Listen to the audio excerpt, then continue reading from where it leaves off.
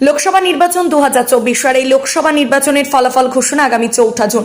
জেলার, রাজ্য এবং গোটা দেশে তার প্রস্তুতি তুঙ্গে। ইতিমধ্যেই সম্পূর্ণ হয়েছে গোটা দেশের লোকসভা নির্বাচন, আর কয়েক ঘন্টা বাকি, তারপরেই নির্বাচনের ফলাফল। বিভিন্ন দলের প্রার্থীরা এই ফলাফলের দিকে চেয়ে বসে আছে। মুর্শিদাবাদ লোকসভা কেন্দ্রের লড়াইটা হয়েছিল ত্রিমুখী। যদিও বাম কংগ্রেস জোট সিপিএম রাজ্য সম্পাদক মোহাম্মদ সেলিমের সাথে লড়াইটা ছিল তৃণমূলের আবু তাহের খানের। এই আসনের অধিকাংশ মানুষ বলছে এবারের লড়াইয়ে জিততে পারে মোহাম্মদ সেলিম, তবে অনেকেই আবার বলছেন আবু তাহের খান তিনি আছেন খোশ মেজাজে, অর্থাৎ তিনি শেষ হাসি আসছেন আবু তাহের খান। আর আবু তাহের খান কি বললেন শোনাবো আপনাদের। নির্বাচন তো নির্বাচনই, যতই ভালো ভোট হোক মনে তো একটা সংশয় দ্বিধা কাজ করে, এবং সেই সংশয় দ্বিধা প্রতিবারই প্রতি সময়ই থাকে মানুষের। আমারও সে ফিলিংস কাজ করছে।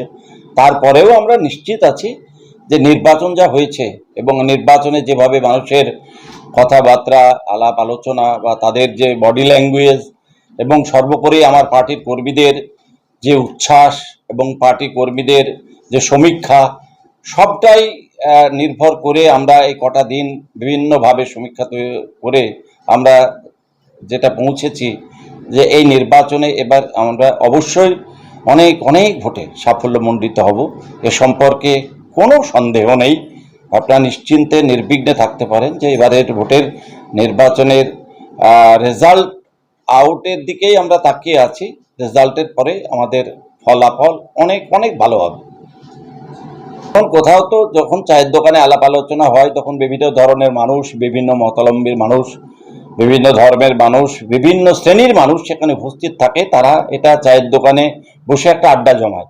সেখানে কেউ হারিয়ে দেয়, কেউ জিতিয়ে দেয়। এই ফলাফল প্রতিবারই হয়, এবারও হচ্ছে। আমার কর্মীরা দৃঢ়তার সঙ্গে বলছে না, এবার আমরা আরো বেশি ভোটে জিতবো। আর বামপন্থী কর্মীরা যেহেতু তাদের প্রার্থী পশ্চিমবঙ্গ আজকে সিপিএম এর সর্বোচ্চ নেতৃত্ব এখানে এসেছিল, তার সঙ্গে অধীর চৌধুরী যে পশ্চিমবঙ্গের আর একটা সর্বোচ্চ নেতৃত্ব, তাদের দুই দলের একটা যোগ সাজস ছিল, একদিকে কংগ্রেস আর সিপিএম। সুতরাং তাদের কর্মীরা দৃঢ়তার সঙ্গে বলছে যে ফলাফল আমাদের দিকে যাবে, আমরা নিশ্চিত। তারা আরো জোর গলায় বলছে। আমাদের কর্মীরা বিভিন্ন সময় বিভিন্নভাবে আমাদেরকে ফোন করে, তারা তাদের মতামতের কথা জানায়। আমরা তাদেরকে আশ্বস্ত করি, তাদেরকে বলি হতাশার কোনো জায়গা নেই। গতবার আমরা 2,86,26,000 ভোটে এখান থেকে জয়লাভ করেছিলাম, 2,26,000 ভোটে।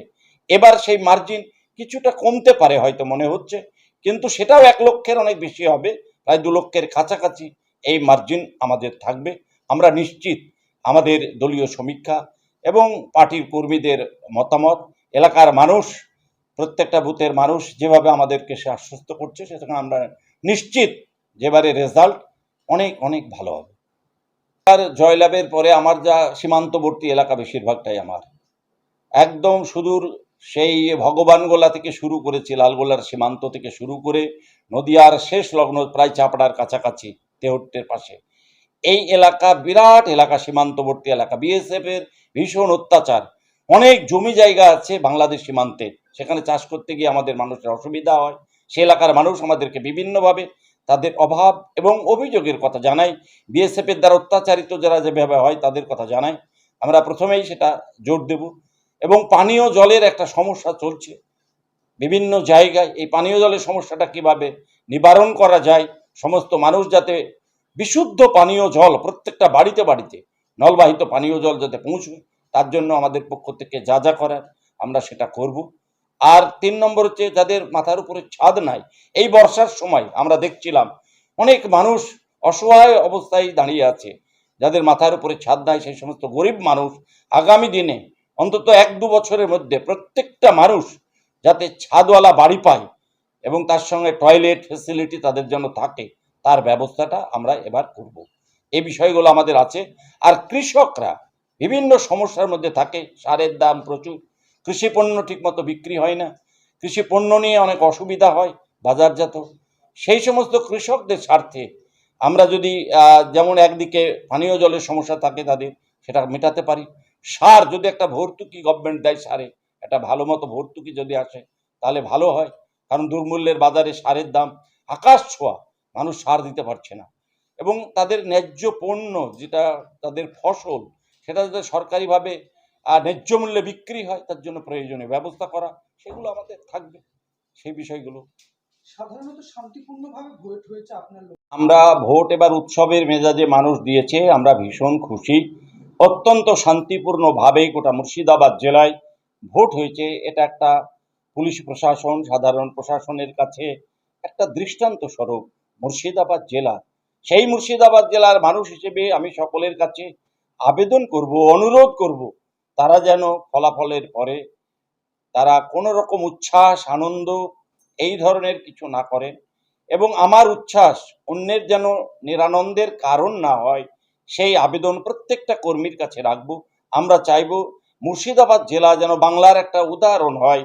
আমরা যেভাবে 12 মাস একসঙ্গে হিন্দু মুসলমান এক ছাতার তলায় ধর্ম মত দল মত নির্বিশেষে বসবাস করি, আমরা যেন সেইভাবে করি। সেই আবেদন, সেই অনুরোধ মুর্শিদাবাদ জেলার আপামর মানুষের কাছে, সেই আবেদন আমরা রাখছি। দেখুন, আমরা তো প্রতিদ্বন্দ্বিতা করি, আমাদের রাজনৈতিক একটা বাতাবরণ তো থাকেই, তার মধ্যেখানে সৌজন্যও থাকে। আমি একদিন নির্বাচনী প্রচারে যাচ্ছিলাম চোঁয়ায়, হঠাৎ মোহাম্মদ সেলিমের একটা মিছিল আসছিল। আমরা রাস্তায় দাঁড়িয়ে সেলিম সাহেবকে ডেকে আমরা করমর্দন করেছিলাম। এটা একটা সৌহার্দ্যপূর্ণ আলোচনা থাকলে তো ভালো লাগে, কারণ মানুষের কাছে একটা ভালো মেসেজ যায়। আজকে বাংলার যে রাজনৈতিক বাতাবরণ তৈরি হচ্ছে, এটা আমাদের কাছে অত্যন্ত ক্ষতির কারণ।